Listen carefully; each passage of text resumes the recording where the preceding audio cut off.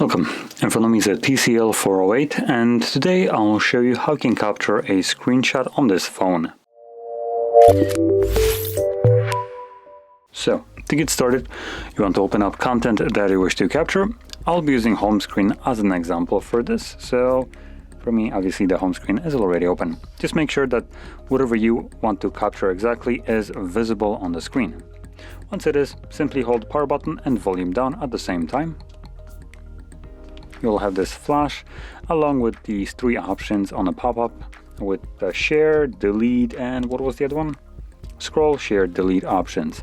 And obviously, as you just seen, it does disappear after a moment if you don't do anything with it. So once it does so, we can find that screenshot in your gallery application.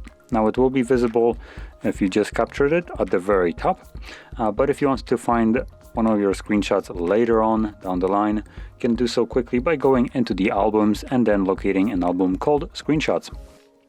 And in here, you'll obviously just find screenshots. So there we go. Now, if you found this very helpful, don't forget to hit like, subscribe, and thanks for watching.